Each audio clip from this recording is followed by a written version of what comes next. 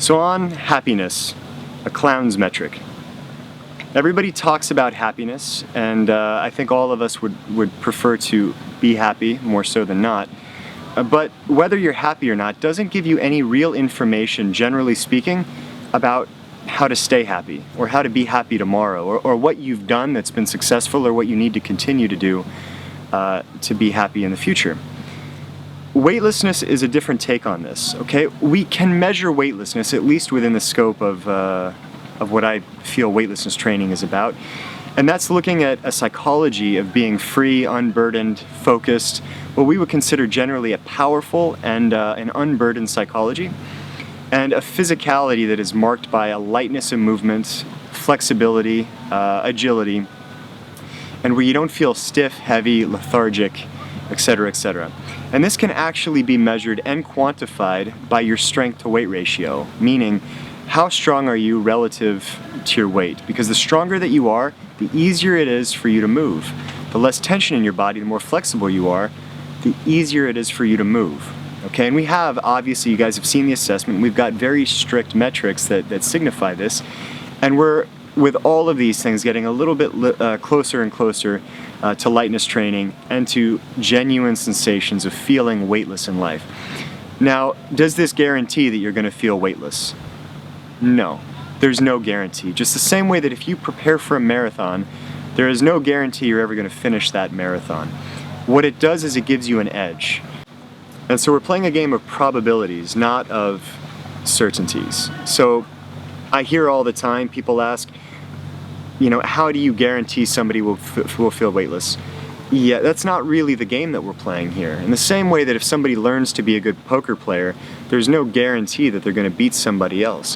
What you're doing, however, is learning effective betting strategies, you're learning probabilities of different card hands, and with time, the probability of a professional poker player beating a novice is damn near 100%. But it doesn't mean they're going to beat that person every single hand or every time, okay? In the same way that we cannot guarantee that you're going to feel weightless every day in your life, okay? But what we are trying to do through these metrics and through weightlessness training is to remove one by one the inhibitors of weightlessness. For example, all of us know that when we are quite overweight, and I've been there myself before, and most people have experienced times when they're either overweight or lethargic or have been eating poor diets, you could say almost with certainty that you're not going to be feeling your best, moving your best, performing at your best, okay? When your body is extremely tight, when your body is injured, okay? When your diet has been piss poor for too long, and you start to feel that lethargy and that kind of grossness that stays with you. Being hungover is a great example. These are cases where you know that you are not stacking the deck for a stellar experience that is a follow-up, okay? The same thing with the psychology of weightlessness. We address psychology and weightlessness through meditation. Now, I've been asked before how the meditative components can help somebody feel happy or feel weightless, etc., etc. When all of us are different, we all value different things. It's a fair question. Now, what meditation does at its core is deconstruct the things that lead us away from feeling happy, lead us away from feeling weightless. For example, we all have constructs, paradigms, and worldviews. These things are the filters that we place over our experience, and we say, okay, we know these things about reality, and then we have a lot of preferences, values, and judgments about those things. I happen to like chocolate. I happen to like beer. I happen to dislike domestic abuse. We could have an infinite number of likes and dislikes and preferences and the way that we feel about the world. A lot of these serve us pretty well. What they don't allow us to do, however, is to have a fresh, immediate experience. For example, right now I'm in Vietnam. I have to remind myself every morning to taste the coffee.